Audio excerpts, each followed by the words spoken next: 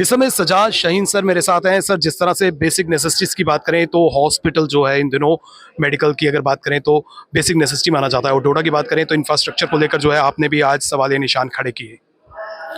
देखिए, मैं ये समझता हूँ कि चिनाब रीजन में जो मेडिकल कॉलेज जो इस्टेब्लिश हुआ है, अनंतनाग में भी इसी तरह से, उधमपुर में, कठुआ में, राजौरी में, इन सभी जगहों पे मेडिकल कॉलेज खोले गए। लेकिन अनफॉर्चुनेट बात यह है कि बाकी सभी जगहों पे जो कॉलेजेस हैं, मेडिकल कॉलेजेस हैं, पूरी तरह से फंक्शनल है।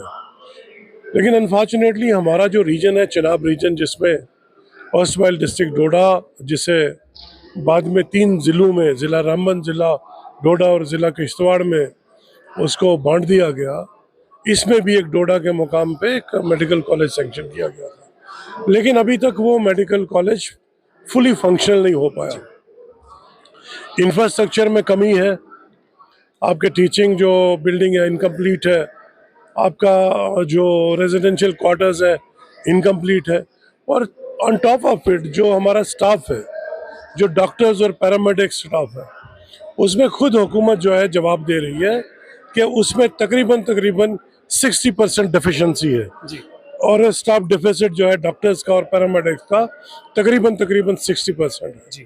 तो अगर आपके पास हॉस्पिटल के अंदर स्टाफ नहीं है, इक्विपमेंट्स है, तो चलेगा कैसे, फंक्शनल कैसे होगा? क्योंकि डोडा का हॉस्पिटल, किश्तवाड़, भदरवा, आपका इंद्रवाल, रामबन, बानिहाल, बटोत, ये सारे इस एरिया को कैटर करता है। इसलिए यहाँ पे इसको फुली फंक्शनल करने की ज़रूरत है। इस हॉस्पिटल को जितना भी स्टाफ की शॉर्टेज है उसमें उसको स्टाफ को वहाँ पे तैनात करके एक, क्योंकि ट्रेचरी हॉस्पिटल है, यहाँ से डोडा से, बनिहाल से या किश्तवाड़ से अगर पेशेंट निकलता है तो जीएमसी में जाता है, जीएमसी से वो रेफर होके फिर ट्रेचरी हॉस्पिटल जम्मू या कहीं और के हॉस्पिटल्स में जाता है, जबकि ऐसा होना नहीं चाहिए। अदरवाइज फिर पर्पस क्या है आपका मेडिकल कॉलेजेस खोलने का? तो मैं तो ये भी डिमांड कर रहा हूँ, एक रेफरल, एक ऑडिट हो और देखा जाए जितने भी हमारे ट्रेचरी हॉस्पिटल्स, जीएमसी, जो जैसे डोडा का जीएमसी है, राजौरी का जीएमसी है, इसी तरह से अनंतनाग का जीएमसी है, या फिर बाकी कठुआ का जीएमसी है, यहाँ पे एक ऑडिट होना चाहिए, हर क्वार्टरली ऑडिट होना चाहिए कि वहाँ से कितने लोग रेफर होके बड़े हॉस्पिटल्स में जम्मू या श्रीनगर गए, और ताकि उस पर एक रोक लगे कि रेफर जो है वो रेफरल सिस्टम बंद होना चाहिए, ताकि शहरों के बड़े हॉस्पिटल्स पे लोड कम पड़े और लोगों को जो भी फैसिलिटी, हेल्थ केयर फैसिलिटी है, ट्रेचरी हेल्थ केयर फैसिलिटी जो है, वो उनको अपने एरियाज के अंदर दस्तयाब हो। तो जिस तरह से ये सुविधाएं नहीं मिल पा रही है तो आम लोग कितना सफर हो रहे हैं?